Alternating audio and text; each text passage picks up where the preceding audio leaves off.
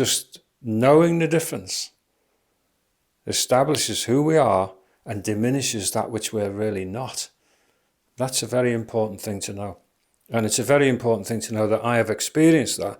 And it's made a huge difference in my life, because we need someone who's done something, who's reached a far shore, who's found an answer. And you think, I want that answer too. We need encouragement. And that's why I do these talks. And then one day, as I say, I didn't realize that the very differentiation, saying I am me, and those thoughts and those egoic attacks are what they are. We're not the same thing. They became diminished and diminished to the point where I just had this experience of standing by this tree, and suddenly I saw it. It's like a hanging thing like this. I'm sure that's not what it really looks like, because it's only hard wiring gone wrong in your head, really. But I had this vision of it, and it was there. And it was the first time, I think, in my life when I had what you call massive extended periods of existing without any of the egoic thoughts. It was just, I can't even begin to tell you. About the nearest I could ever think of what it was like when people talk about what they die and then come back, what they call near-death experiences. And basically, their bodies die, but what they discover is who they really are will never die. Who you really are is eternal. And who you really are is come into a body, living the life in the body. And when the body dies, there you are again, back to who you are. That's what they all say. And what they all say is they do not want to come back here. They don't want to come back into the body, because the body is a nightmare. Living in this sort of virtual reality of your mind. What it thinks and how it feels and its perspective and all this. I mean, life is pretty dormant in a way. Life it just is what it is. But some people, can take a bus ride home and just be pounded with thoughts, or go for a walk to clear your mind and end up being with worse fears and doubts and horrors than ever. And people are on tranquilizers all over the earth, and they're suffering mental health problems and all this. And it's not because of anything in particular, it's because of something that's going on inside them. And that's very serious. That's a very serious human problem.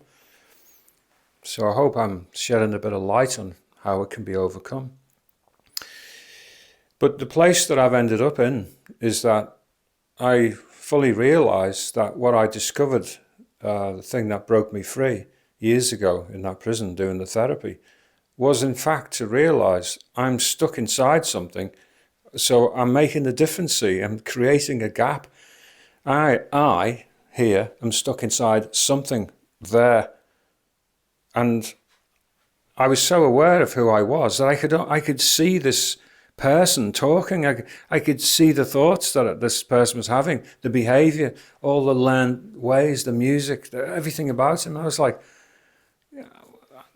I need to get out of this, because this is a false representation of who I really am. And of course now, the way I'd see all that is exactly the same. But I realize more than ever that we are eternal beings that are not physical. We're like a phantom in a way, ourselves. And we are in these bodies. We made a decision to come into them. And we knew before we went in, we'd be completely overwhelmed by the experience. A bit like going on a big dipper at the fairground. You think you can cope with it. I mean, it's easy to sit at home and say, I'm going to go on a big dipper. But when you get on it and it goes over the top, curling down, you can barely cope. There's certain things that we do in life that you think you know about, but when you get to them, whoa. And I think it's like that when we have this experience of living in a human body. You feel the human body like a tide. It's like being pulled by a tide, pulling you where you do not want to go, making something of you that you never wanted to be, having thoughts and ideas and all the problems that we come up with, all these things dragging us away from who we really are. That's been my experience.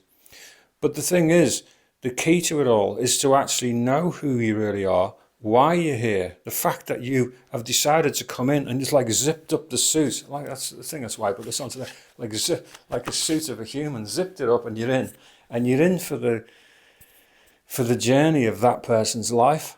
And of course that person's life is very spiky and it's got memories and it's got all sorts and we sort of discover what the human condition is really like, and it really is a bit of a nightmare, to say the least. I've been a counsellor, therapist, and helped a lot of people along the way. I don't particularly like to do it formally and professionally. I don't really bother. I like to talk to people, but I don't call it anything. But one of the things I discovered, which is easy to see, was it seemed to me like the more money people had, the more messed up they were. I wouldn't say it's completely that case, because it's not true for everybody. But we often think of, I just had this, and I just had that, and I just had this. And that's often an egoic thing. The ego says, oh, you just haven't got enough of this. And if you just had more of that, if you had millions and millions, it might be all right. But I've met so many people who've got everything that you think would help you, and they are not very happy at all. They're really messed up. And I think sometimes you can be messed up because you have fought for all these things in your life, and you've got all these things, and you still haven't got, you're still in the nightmare of being trapped inside of something that you don't particularly like. So,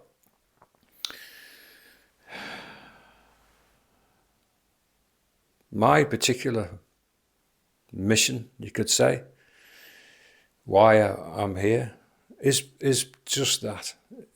Yes, I've been in the life of a very difficult young man, very, very difficult life, made it worse and worse and worse for himself. It was a heck of a ride. It's a miracle that we're still alive, because we've been through so many really desperate situations. But we managed to break through. Who we really are, who I really am, managed to break through that ridiculous outer, it's all made up, there's nothing real about it, it's just a persona. But I think there are people in history, there are people around who break free, and the whole point of breaking free for them was just to do that and somehow be a shining light in who they were. There have been a great many people who've broken through into enlightenment, say, it's one of the names for it, who didn't really speak to anyone after that. They just went quiet and disappeared, But with me, it's not that way.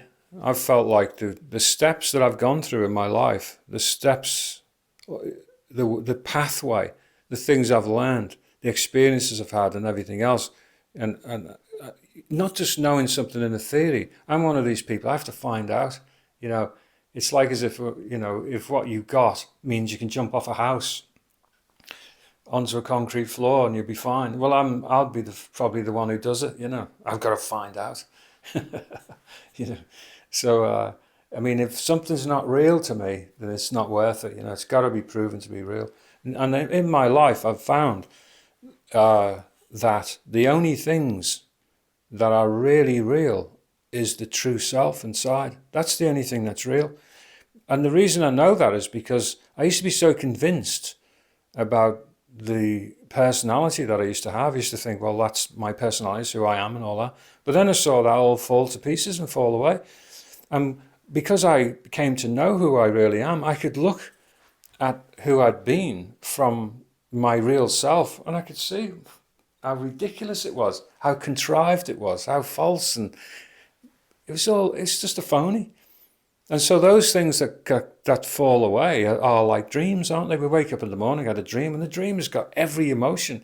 It seems so real, but then we very quickly dismiss it. Oh, well, it's just a dream, Well, let me tell you, your egoic makeup of your life is just like a dream. It's not real, but something underneath is that is real. And so the objective of my life is to share these things. And the reason I share them is because whenever I do, people keep saying, oh yes, oh yeah, that's me, oh yeah. And of course they want to make that step too. They're starting to become aware that something not quite right here. There's something can change if I just apply myself to it, just step back a little bit. And so I just wanted to share that. If you can relate to something in it, don't hesitate to write to me. Let me know. So maybe I can do a talk about something more to do with your particular situation. And I wish you well on the journey. Don't give up. I've been through a lot. and I'm still here, still kicking, and you can do the same.